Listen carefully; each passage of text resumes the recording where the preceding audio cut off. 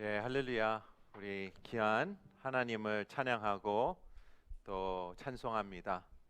또 우리가 마음을 다해 우리 함께 공동체로서 하나님께 찬양하니까 너무 좋습니다.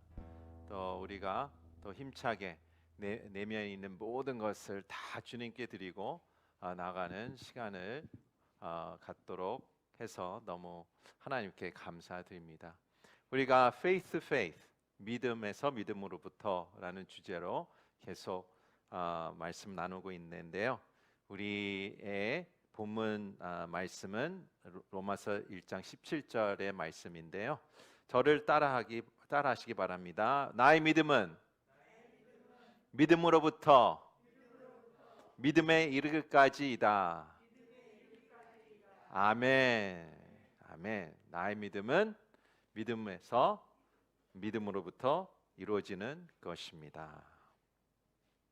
우리가 이 믿음의 길을 걸어가는데 우리가 오해를 하지 않고 이해를 해야 되는 것은 마치 이 faith to faith의 길은 마치 스케이트장에서 스케이트 타는 것이 아니라 파도를 타는 것과 같다라는 것을 우리가 이해해야 됩니다.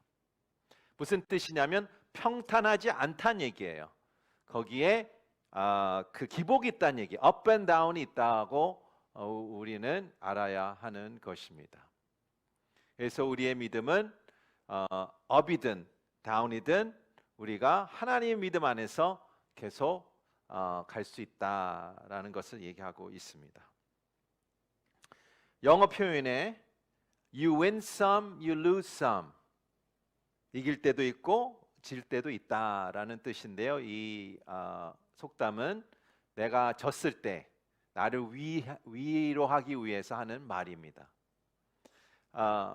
We win some, you lose some. 항상 승리하는 사람은 없습니다. 그리고 항상 지는 사람도 없습니다. 모든 사람의 경험이죠. 겪는 실체죠. 여름과 가을이 지나고 겨울이 오듯 인생은 계절의 변화가 따릅니다. 우리가 어떤 그 상실이 있을까요? 아침에 서둘다가 핸드폰을 집에다 놓고 왔어요. 그런 작은 상실도 있습니다. 근데 또한 병 때문에 나의 친구와 또 나의 사랑하는 사람, 가족을 잃을 때가 있는 큰 상실도 있습니다. J.I. 패커라는 신학자가 있는데요. 이분은 이렇게 얘기하셨어요. 슬픔은 우리가 사랑했던 무언가 또는 누군가를 잃을 때 뒤따르는 내적 황폐함이다 라고 하셨어요. 황폐합니다. 슬픔은 우리가 사랑했던 무언가 또는 누군가의 상실에 적응하는 과정이다. 과정이다는 무슨 뜻이에요? 반드시 우리 가운데에 그 grief, 슬픔의 과정을 밟아야 된다라는 것을 얘기하고 있습니다.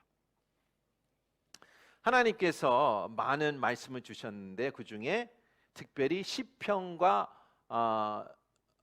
예레미야 애가를 주셨습니다. 우리가 슬픔을 어떻게 프로세스해야 되는가, 감당해야 되는가라는 말씀을 주신 것 같습니다. 특히 예레미야 애가의 컨텍스트는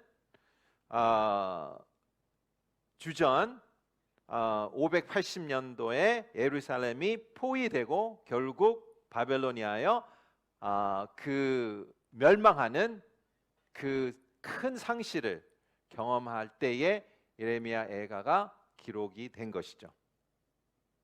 특별히 이 인생이 산산조각이 난 인생을 다시 주워 담아 어떻게 힘을 찾아내서 계속 나가는 그런 인생을 설명하는 것입니다. 오늘 이런 질문 하겠습니다. 우리 같이. 믿음에서 믿음으로 가는데, 믿음에서 믿음으로 갈 때에 상실 가운데에 나의 위로는 어디 있을까? 나의 위로는 어디 있을까? 나의 위로는 어디서 찾을 수 있을까? 라는 질문을 같이 하겠습니다. 하나님께서 이 시편과 애가를 통하여 세 가지 위로를 얘기하시는데요.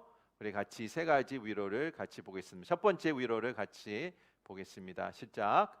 하나님은 슬픔 위에 눈물을 주셨다.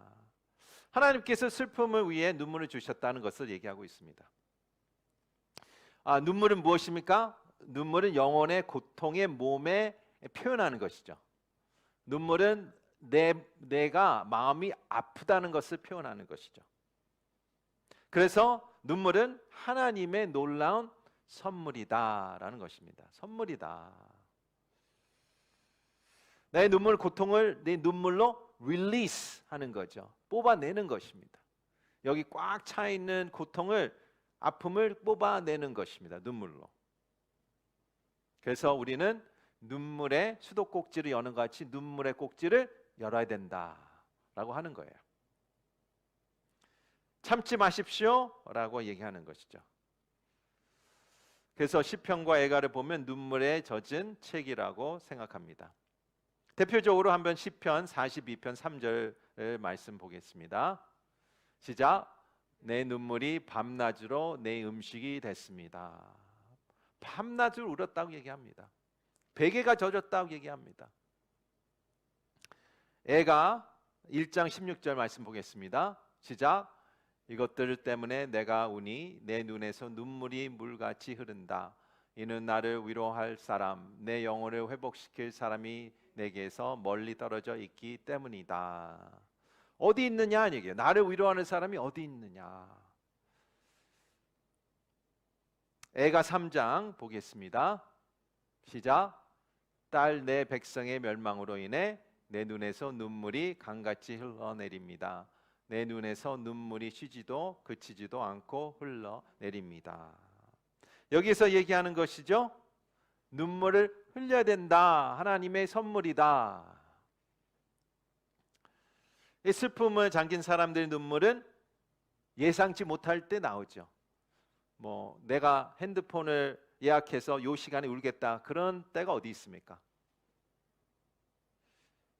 언제 올지 모릅니다. 슬픔에 대한 경험에서 눈물의 역할에 대해 사람들을 이런 얘기를 하는 사람들이 있어요. 이렇게 얘기하는 성도들이 계세요. 슬픔은 예상치 못할 때 파도같이 찾아온다. 새로운 슬픔의 물결은 시각, 소리, 후각으로 트리거가 될 수 있다. 그러니까 가차이 괜찮다가 어떤 냄새나 어떤 소리 통해서 갑자기 슬픔이 찾아올 때 트리거가 되는 상황이 될 수가 있죠.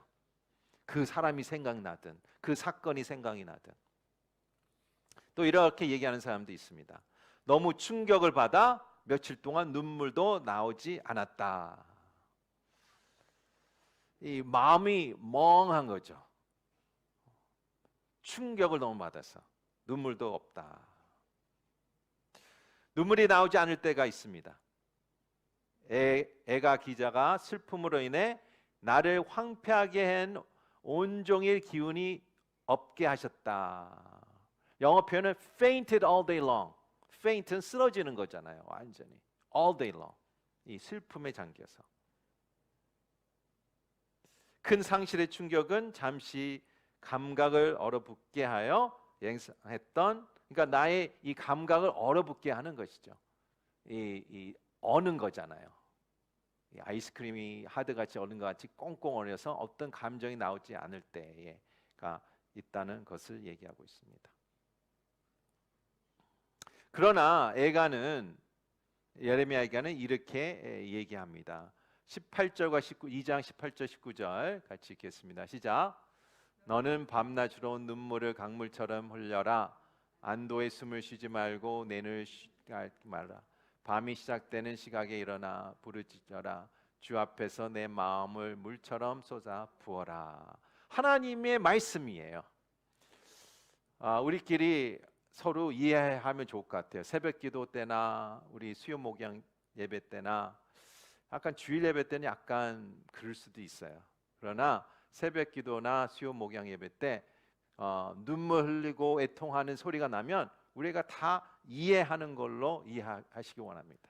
그렇죠? 서로 이해하는 거예요. 무슨 일이지? 그런 거 말고 이해하는 거예요. 그게 그런 게 있는 거예요. 그런 게.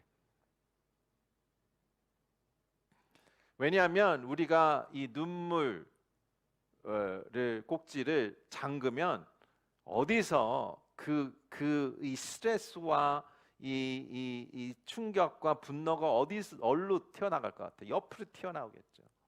몸으로 튀어나오겠죠. 심장에, 간에, 키드니에, 리버에 튀어나오겠죠. 예. 몸이 성할 때가 어디에 있습니까? 예. 피부에. 그래서 우리가 눈물, 하나님이 위해서 얘기하고 있습니다. 하나님은 우리의 눈물을 받아주신다. 눈물을 만드셨다. 눈물의 목적은 무엇입니까? 물론 기쁨의 눈물도 있겠지만 보통 우리가 우는 눈물은 슬픔의 눈물이지 않습니까? 이 눈물을 관을 만드셨고요, 눈물 흐르게 하셨고 눈물을 주신 거예요. 여러분 허락하세요. 눈물 흘려도 괜찮다. 특별히 남자들이 필요하죠. 예, 남자는 훈련을 받았기 때문에 울면 안 돼라는 훈련을 받았기 때문에 어렸을 때부터 허락이 필요해요. 여성들은 그걸 잘하세요. 감정 표현도 잘하고 감정 이렇게 눈물도 잘 흘리시고. 혹시 유튜브에서 남성 들으신 분들 계시면 허락하세요. 자신에게 나는 눈물 흘리는 남자다. 괜찮다. 이거는 하나님 주신 선물이다. 첫 번째는 하나님께서 눈물을 주셨다. 선물이다. 라는 것을 얘기하고 있습니다. 거기에 위로를 받는 거예요. 위로를 받는 것입니다. 두 번째 위로는 어디 있을까요? 같이 두 번째 포인트 볼게요. 시작. 하나님은 슬픔 위에 예수님을 주셨다. 이 슬픔 위에 예수님을 나한테 주신 것입니다. 예수님의 하나님의 백성의 슬픔에 대한 주님의 반응은 무엇입니까? 성경은 예수님이 우셨다고 합니다. 예수님이 영어 성경에서는 가장 짧은 구절인데요. 통틀어서 Jesus wept. 요한복음 11장에 나오는데요. 어떤 사건입니까? 나사로가 죽은 사건이죠. 마르다가 나옵니다. 그 다음에 마리아가 나옵니다. 예수님이 이렇게 얘기하시죠. 다시 살 것이다. 자매들이 이렇게 알고 있다. 자매는 멀리 생각하죠. 멀리 이제 천국을 갈 거다라고 얘기했을 때 예수님이 내가 부활이요 생명이다 하면서 같이 우셨어요. 여기서 우리가 질문할 수 있어요. 예수님이 우리가 성경을 알기 때문에 곧 일으킬 거 아니에요. 무덤에 가서 나사로를 일으킬 것입니다. 그걸 다 알고 계셨어요. 그러나 왜 우셨을까? 그냥 계속 위로하면 안 돼. 내가 살릴 테니까 가만히 있어. 잠깐만 있어봐. 내가 바로 할 거야. 그렇게 안 하셨을까요? 예수님은 그의 슬픔을 가볍게 여기지 않으셨다라는 것을 얘기해요. 그 모멘트에 충실하신 예수님, 그 모멘트에 그 나의 슬픔을 무시하지 않으신 예수님, 거기에 위로가 있지 않을까 생각이 듭니다. 괜찮아, 내가 해결해 줄게. 그게 아니에요. 그게 아니에요. 이런 얘기 들은 적 있으세요? 왜 울어? 예수님이 계신데. 그런 얘기 혹시 들은 적 있으세요? 위로가 되세요? 안 돼요. 머리로는 예수님이 계시지만 마음에는 그게 아니지 않습니까? 예수님은 그것을 가볍게 여기지 않으셨어요. 무시하지 않으셨어요. 그 모멘트에 같이 함께 하신 것이죠.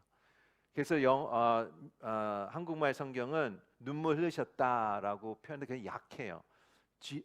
영어는 Jesus wept. cry가 아니에요. wept. 어떻게 해요? 이 통곡이에요. 통곡 wept. 통곡하셨다. 장례식에 내 가장 사랑한 사람이 죽은 거에 통곡한 내용이 나옵니다. 하나님이 항상 슬픔에 깊이 관여하시는 하나님입니다. 그래서 시편 기자가 이렇게 기록합니다.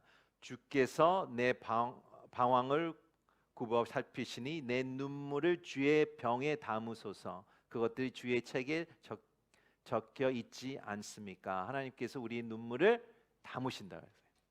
우리 인생에서 이 눈물의 한 방울이라도 병에 담고 귀하게 여기신다. 우리 눈물을 귀하게 여기시는 것이죠.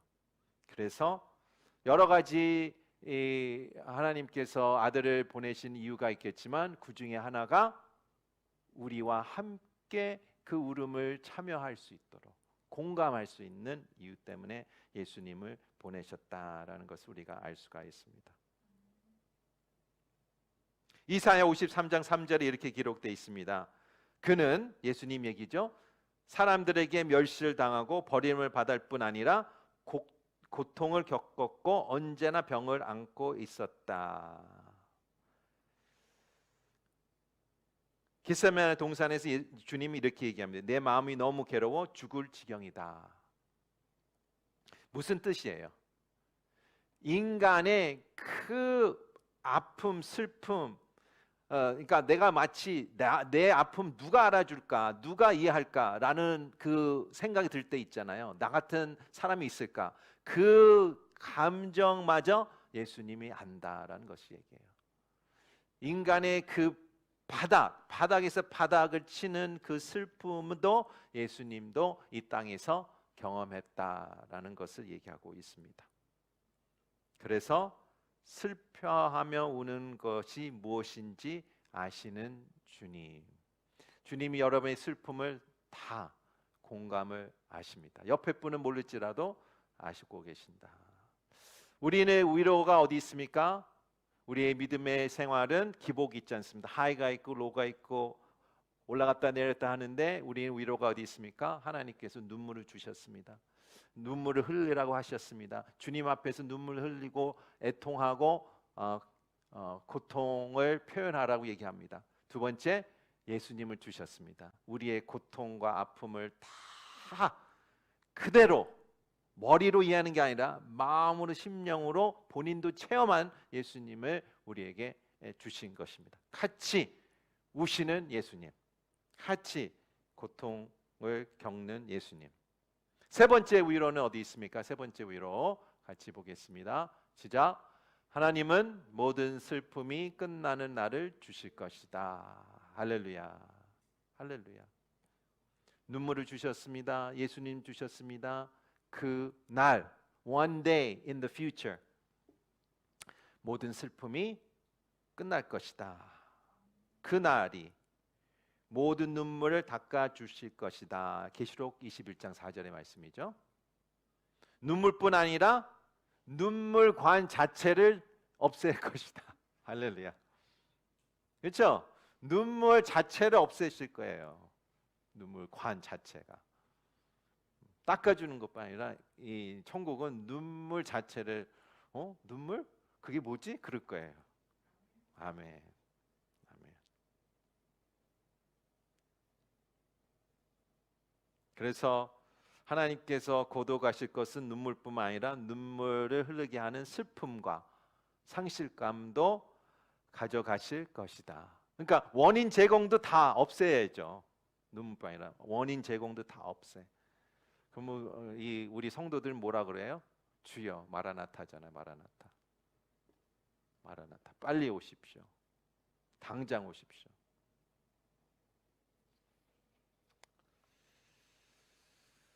그러나 그때까지 우리의 슬픔은 눈물이 있을 것입니다. 그렇죠? 눈물이 있을 거예요. 그러나 슬픔과 고통을 아시는 주님께서 이렇게 얘기하세요. 애가 1장 12절의 말씀 보고 마무리하겠습니다. 말씀 마무리하겠습니다. 시작. 너희가 살펴보라. 내게 가해진 내 고통과 같은 고통이 어디에 있는가. 모든 것을 겪었다는 얘기예요. 이 고통의 폭을 다 알고 깊이도 알고 넓이도 안다는 얘기입니다. 예수님 십자가에서 고난을 받았을 때 슬픔의 깊이를 보셨다, 경험하셨다. 그래서 그 누구도 예수님만큼 나의 비탄과 슬픔과 상실의 계곡을 함께 걸을 준비된 사람을 없을 것이다. 할렐루야. 예수님이 벌써 걸어간 길이에요. 아시는 길입니다. 눈물을 달라고 우리가 기도했으면 좋겠습니다. 여기에 있는 마음이 터져서 눈물 흐르고 애통하는 마음을 주셔 달라고 기도했으면 좋겠습니다. 우리가 마음이 얼어서 눈물이 없는 분들도 계실 수 있어요. 눈물을 달라고 하는 게 달라고. 또 예수님이 저와 함께 우는 그 장면을 보여달라고, 느끼게 해달라고. 그리고 이 세상 가운데는 그 상실과 아픔이 사라지지 않겠지만 어느 날 그날이 올 것이다. 그런 위로를 받으시기를 바랍니다.